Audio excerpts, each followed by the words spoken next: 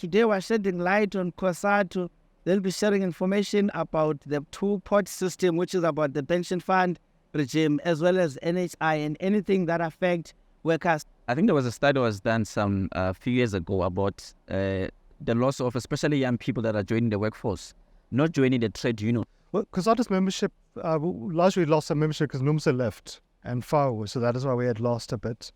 Otherwise, the membership has been largely still at 1.5 million. Still the biggest federation in the country by a long shot. The long of it, the fact that only in future will you access a third, which I assume will be a third from that time, not from when you started working. For going forward. How is this alleviating heavily indebted workers? So negotiation is part of give and take. You don't get everything. If it was up to COSATU, we would have given workers a third, but as part of negotiations. We mustn't forget, we're not government. We go and propose our table. Business is also there, they raise their issues. So you find a compromise. Some parts you'll not like, some parts you will like. That's what it is.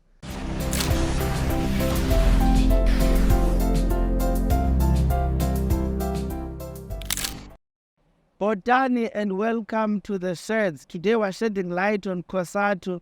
They'll be sharing information about the two-pot system, which is about the pension fund regime, as well as NHI and anything that affects workers. Joining us to help us shed light is Matthew Parks from COSATU. Welcome to the Sheds. Thank you. Thanks for having me. Welcome to the show. Thanks. You're a parliamentary coordinator at COSATU. It's right. Yeah. What is that? Basically, well, to negotiate for COSATU at Parliament on different laws, different policies, taxes. We also cover the work at NEDLAC as well. So basically engaging with government, well, also business as well, around how we want to shape laws or budgets or taxes or policies of the state and to benefit workers, to protect workers, and also to see how they help also contribute to growing the economy so society at large also benefits. Roughly, because I'm just thinking this now. In trade unions, workers pay levies and all of that. Roughly, annually, how much does it count to get to? How much would you say workers are contributing? It depends. I'm not sure. Billions? I wish billions. I wish. Workers don't have a lot of money. Yeah. So normally your membership subscriptions are quite low. Yeah. But it depends on where you work and the salary level. Normally they try to be low so workers can afford it. Because already over indebted, etc. And workers decide upon the actual amount as well. And also depends on your salary level. So a clothing worker in a factory in Cape Town might pay quite a low subscription level to their union SACTU. But a medical doctor, SOMATU, might pay a little bit more because they obviously earn a bit more. So it depends on the union. Some unions have got a flat rate, some have a progressive rate. But the idea is that it shouldn't be a lot of money. It shouldn't bleed workers. But you do need enough money for a union to fund its operations so that they can employ organizers to go recruit workers, so they can employ educators to go and train workers on their labor rights. So unions can have media campaigns or organize trucks for rallies. Yeah. So it's trying to find a juggle, but one is that always appreciate workers don't have money. So it's not for a profit thing. That's why often unions have tried to look at alternative source of income, investing in investment funds, etc. So they were less dependent upon workers who just will never have enough money. Yeah. You always want to avoid bleeding workers. Talking about membership, Mr. I just wanted to throw this question to Mr. Parks. I think there was a study that was done some few years ago about the loss of especially young people that are joining the workforce, not joining the trade union. Well, COSATU's membership, largely lost our membership because NUMSA left and FAO, so that is why we had lost a bit. Otherwise, the membership has been largely still at 1.5 million. Still the biggest federation in the country by a long shot. But the challenge of getting young people to join it's not just in South Africa, it's a real challenge across the world. Last year we went to Denmark and the unions there told us their biggest challenge is how to get young people to join unions. Because they come from maybe a different era, they've experienced different political or economic challenges. So the current workers who join unions, often they join because workers didn't have the right to strike, or there was apartheid laws, or workers didn't have pension funds or medical aids. Now all of those things are largely there, not always, but mostly are there. Yeah. So workers now say, yeah, but we have those rights, so why? So there's a challenge for unions to constantly try to address issues. But look, the bottom line is as long as workers have whatever issues, there would be a need to join unions. We saw during COVID-19, a lot of workers joining unions because they feared losing their jobs, they feared losing their salaries, or are they working in safe conditions, etc. If you look at the mining industry, workers, they work under very difficult conditions. They made progress on the amount of fatalities, etc., but you will still lose about one mine worker every week. So it shows you there's a need. If you look at the conditions of women workers across the economy, they get subject to sexual harassment. So it means there's a need to try to defend workers' rights. So, and look, companies across the board shed jobs all the time. So there's always going to be a need to have someone to try to represent you, to try to avoid retrenchments, etc. So, but it is a challenge. You look at the United States, for example, union membership has decreased from about 30% to 10%. South Africa, you would think we're quite good at 27% of workers belong to unions. But in Denmark, again, they complain to us that the membership has been decreasing from 80% to 70%, which we would love to have that kind of a challenge. So, but bottom line is, you're selling a product. You got to convince workers why is it in their interest to join. Let's convince workers now of how important your role as COSATU is. During COVID-19, you spoke to government about potentially allowing pensioners to withdraw a portion of their pension to help them deal with the issues that they are faced with. And this is because you've realized that some employees are resigning from work in order to cash in their pensions and deal with the problems that they have.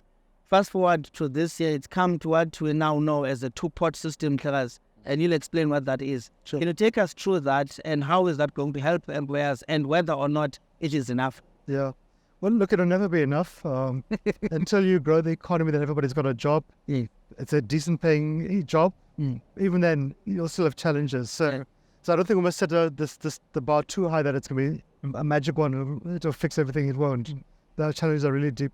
But we had raised it in 2020 because of COVID, when the economy was locked down, when workers couldn't go to work, many workers in the private sector couldn't earn an income. So if you work in a clothing factory, they're not selling their shirts or trousers or shoes. There's no money to pay you. If you work in a restaurant and the restaurant's closed, no one is buying the meals, you're not getting paid. But workers have pension funds. So we said, look, allow workers a little bit of early access to the pension fund, not the entire pension fund, because the pension fund is there to fund you when you're retired. So we can't take everything up, because you will solve today's problem, but you're going to have a problem for tomorrow when you're retired. So trying to find a compromise. But even after COVID-19, so we also raised at that time because the UF money wasn't getting to workers fast enough. There was administrative delays in the UF, etc. But that period came. Why it couldn't happen during COVID-19? Because you have to amend the pension laws. You can't amend a law in 2 months. It takes on average about 5 years. So, but it's fine. The challenge was still there. Because workers are heavily in debt for whatever reason, whether it's some medical issues, school fees, whether people made mistakes, whatever the story is, because of supporting relatives who lost jobs, etc. Workers often cash out the pension fund. They resign from the work to cash the pension fund. So that gives momentary relief, because you got your pension fund of 100,000 rand, you cash out everything, and you paid off your debt. It's fine. But tomorrow you're in a crisis because now you no longer have a job. Mr. Parks, you say you started negotiating about this legislation back during COVID. Fast forward 4 years later, workers have lost their jobs. Some have lost their homes. Some have lost their cars, their incomes. How long should they wait? Yeah. So hopefully the law will come into effect on September 1 this year. It's been frustrating because at times we've had agreements with government that it must be done. Government makes mistakes, etc. That's why, for me, the rule of thumb always is that any law takes about 5 years. It's frustrating at times. Also, at times to avoid unintended consequences, mistakes that people hadn't thought of beforehand. But anyway, we have an agreement with government, with Parliament, that 1st of September this year must come into effect. For that to happen, Parliament must pass the 2 laws to enable that to happen, because the pensions are governed by laws. Pension funds can't do anything until the laws are amended, and they have the legal space to do so. So Parliament will conclude its work by April. So we have the laws before Parliament. Parliament must pass them by that time. Parliament is ready, just waiting for Treasury on the final issues. Once Parliament signs it, the President will pass it, the President will then sign it. It then gets promulgated by government into law. Then SARS has to adjust its tax systems, because whatever you withdraw from a pension fund, it's always going to be taxed. Just like whatever you contribute into a pension fund is taxed at a lower rate. When you withdraw early, you basically pay back that tax rebate you received. And then, of course, one of the most difficult administrative issue is the pension funds must adjust their rules and prepare their own systems. Yes. And they must also adjust their investments, because right now your pension funds are not sitting in a cash drawer in a petty cash box. They're not Yes, just, they're not like banks, yeah. they're not like banks. They're invested throughout the economy. They're invested in short-term, medium-term, long-term investments. So they take a little bit of time to withdraw. But look, everybody has agreed. Pension funds, SARS, Parliament, Treasury, everybody's agreed. 1st of September is the deadline for implementation. So when it comes into effect on 1st of September, then workers will be able to contact their pension fund and say, I want to access 10% of my pension fund up to 30,000 Rand as immediate relief. So there's But is that enough, Mr. Parks? I mean, it'll never be enough. 30,000 for people who are hugely indebted. It'll never be enough. What informed the 30,000?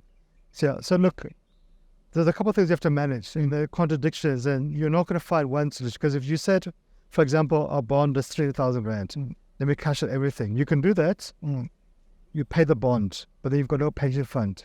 You're 55 years old or 50 years old. No, Mr. Parks, not even that. But wait, let me finish. So you've got to manage contradictory but equally important issues. So one is, can you allow workers early access to the pension funds without them having to resign from their job so they can remain employed? So right now under the law, you can access your pension fund by retirement or by resigning. Yeah. But that creates another crisis, because now you're unemployed, you won't find another job easily, and you've got no pension fund left, but you've solved your debt. So the new law is going to say, okay, it's basically the three elements of relief. One is that you still have access to your full pension that you've saved up until 1st of September if you resign. So if you do want to settle your bond, you can do so by cashing out whatever you have on the 1st of September or onwards. So whatever money you've saved up, by that time you still have access to it. We don't advise that, but it's up to the individuals. Their money, their choice, their life. In some instances, it might make sense, because if, for example, you've got a fantastic business idea, you want to set up a Soweto TV station, you make money through advertisement, etc., it might make sense. But it wouldn't make sense to say, for example, to cash it out to go on a holiday in Mauritius. Yeah. That won't make sense. Yeah. The second element of relief is that when the law comes into effect, originally there wasn't going to be any immediate relief. We had then said, look, give workers something because they've been waiting for so long, they're in debt, etc. So Treasury has now said, okay, we'll give 30,000 Rand, up to 30,000 Rand immediate relief, but it depends on how big is your pension fund. If your pension fund is only 25,000 Rand, and there are some as low as that, you're not going to get 30,000 Rand. Obviously, yeah. So it's what it is. It's 10% of your existing savings up to 30,000 Rand. It's capped at 30,000 Rand. So that's not great, but it's something. But to be honest with you, that's going to benefit those who've got pension funds up to 300,000 Rand and more, which in often it might be public service teachers, etc. We've got large pension funds. So if your pension fund is 100,000 Rand, you're going to get 10,000 Rand. It's 10%. If your pension fund is 200,000 Rand, you'll get 20,000, up to the 30,000 Rand. So that, to be honest with you, is going to benefit those who've got a bit larger savings of 300,000, and they get 30,000 Rand. Look, the tax issue, no one likes taxes. Everybody hates taxes. But taxes are they're like death. They're one of the two guarantees of life. But because when you contribute to your pension fund, you get a lower tax rate as an incentive. So when you withdraw, government does give you a tax penalty to try to discourage you from withdrawing. Otherwise, people will withdraw all the time. And also, look, your taxes, we might not like them, we might all hate them, but taxes are what funds nurses, what funds hospitals, what funds police officers, schools, etc. So you don't have them, then where do you get the money to fund this? Then the third relief, because I want to preempt the question you're going to ask, which is the more sustainable, longer term, most important one. Because the immediate relief is once off. It's just to give you some massaging. Is that, so going forward, a third of your pension fund contribution will be put into a savings pot that you can access once a year. Yes, you'll still be taxed, just like you pay a lower tax rate when you contribute. So basically in the future, you'll have access to a third of your pension fund contributions. So again, how much you get out depends on how much you contribute.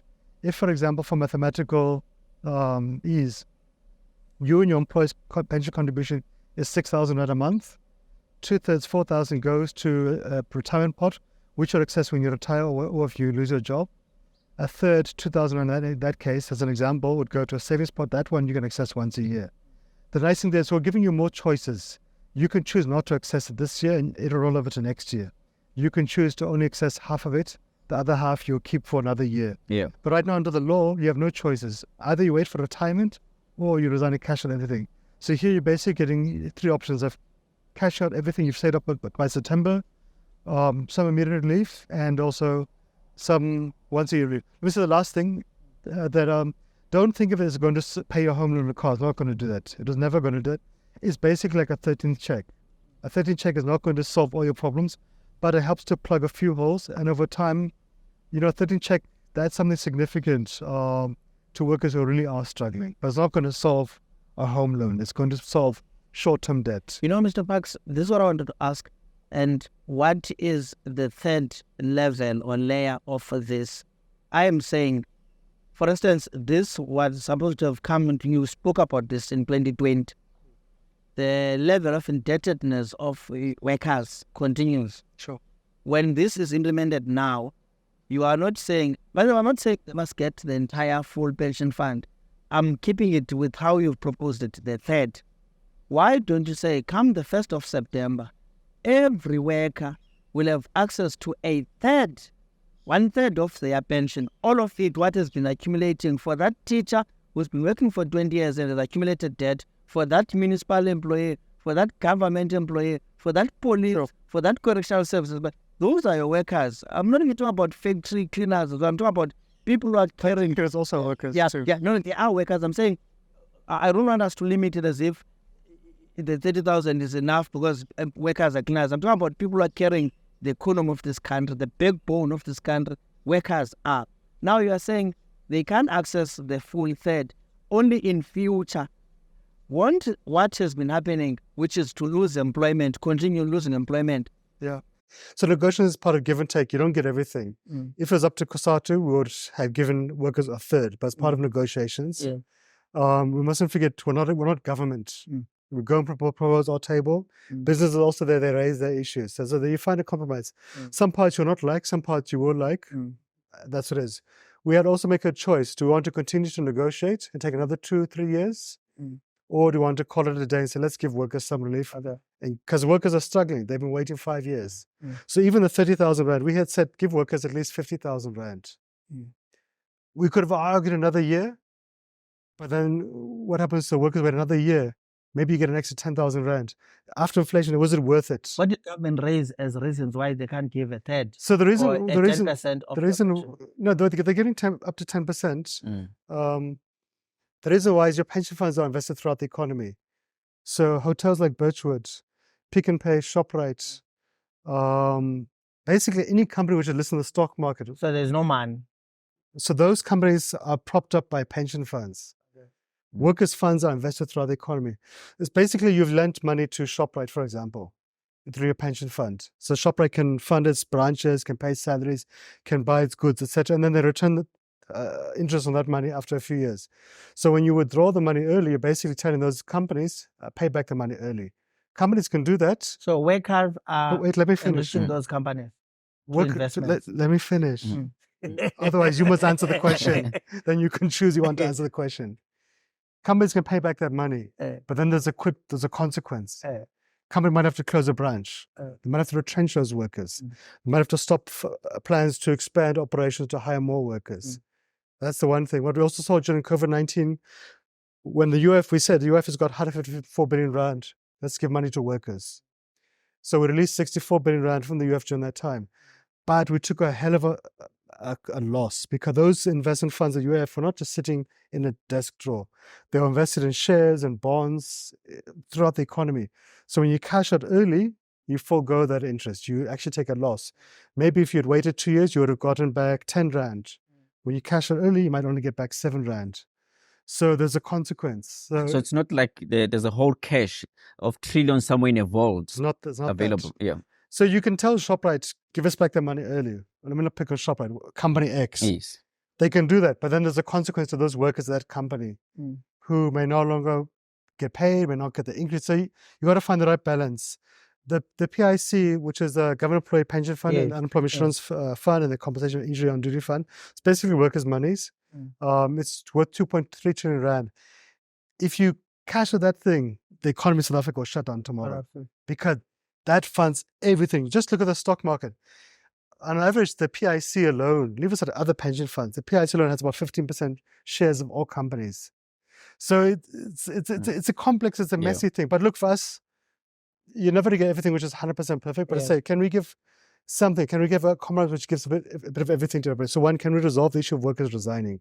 Because that's a crisis. When you have unemployment rate of 41%, and workers are resigning because they want to have some relief. In most instances, workers don't want to cash out the entire pension fund. They want enough to just plug the holes. So fine, they can do that. Second is that workers will still have access, if they want to resign, they still have access to the existing savings. So if a teacher saved 2 million rand and she wants to cash out because she wants to set up a small bed and breakfast in Soshanguve, she can do that. She must see what makes sense for her. Want to buy land and start farming. They can do that. And in some ways, it might make sense. So that remains there. That's called vested rights. Then we said workers need some immediate relief. We would have loved it to be 50,000 rand.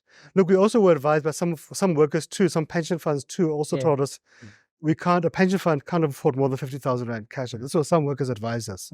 They've assessed their own pension fund liquidity and in terms of their own sustainability, in terms of assuring their worker won't retire in poverty.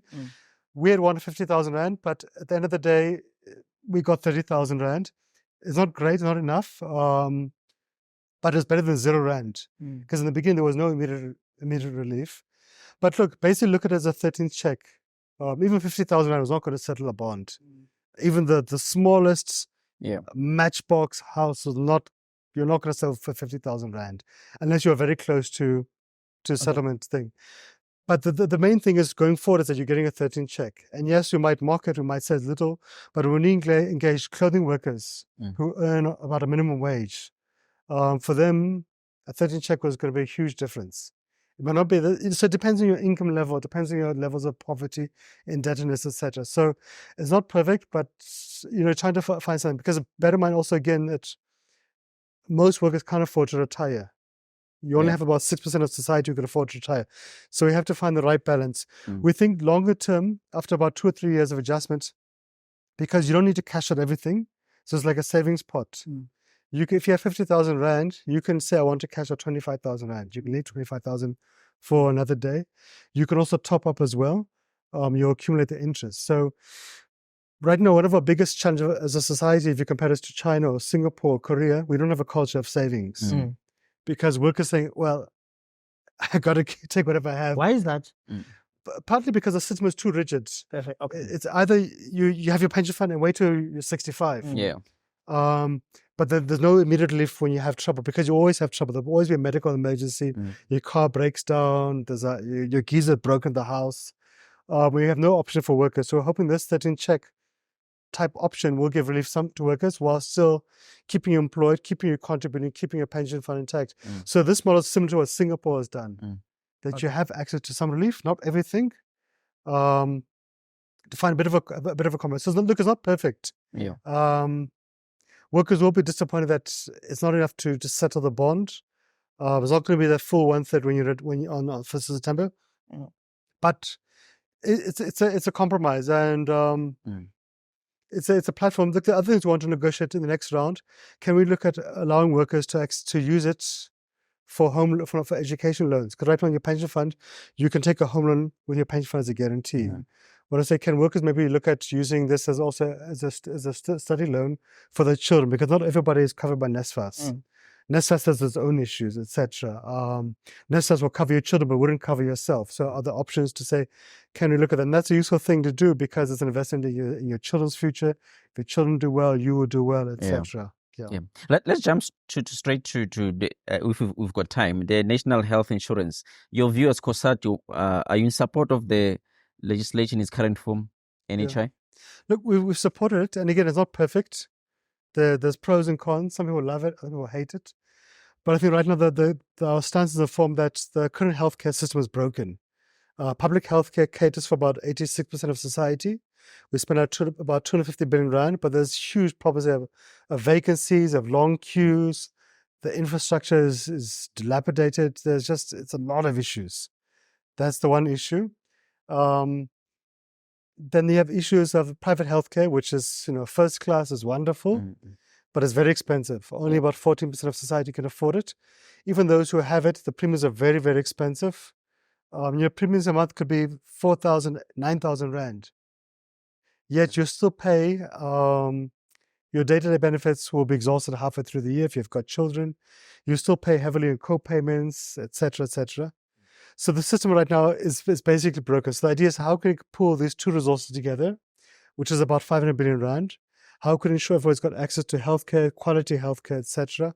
It's going to take time. It's not going to be overnight. Private healthcare providers will still exist. So your GP, your private hospital will still exist. But there'll be a single national health insurance fund for everybody. It will be funded by government funds, the 250 billion rand. It will be funded through a payroll tax, depending on how much you earn. But in exchange, you will no longer be paying medical aid premiums. There'll be a cap on what medical providers can charge. So it's what basically has been done in Sweden, in Norway, in Denmark, other countries, in Britain, etc. But it's going to take time. I know the main issue really people have concern about is not the objective, is about can you trust government? Government has mismanaged trains and planes and post offices, etc. So that's going to take time for government to build that trust. So I think it's going to be incremental. And I think it's going to be a lot of work. But ultimately, we have to do it. But it won't be an overnight. I think it'll take around to 2030 to build. And it took Sweden about 2 decades to build it. So, but we'd rather do it one step at a time to avoid messing things up. Because the last thing you want to do is mess up people's healthcare. But look, the healthcare already is a disaster, so it needs to be fixed. So. Cool. No, Mr. Bucks, thank you for your time. I think we'll have to ask you back because we'd like to zoom deeper into the issues of NHI and many other things that COSATU supports about the government. And you've indicated that you also don't trust some of the inefficiencies of government. But for now, we've run out of time. And thank you for your time. You've been very kind to us. Thanks. You have been watching thanks a the lot. sheds. We've been shedding light on COSATU, dealing with all aspects that we thought were relevant for your show. Let's hope that did educate and inform you of some of the information. Keep watching the sheds. Bye-bye.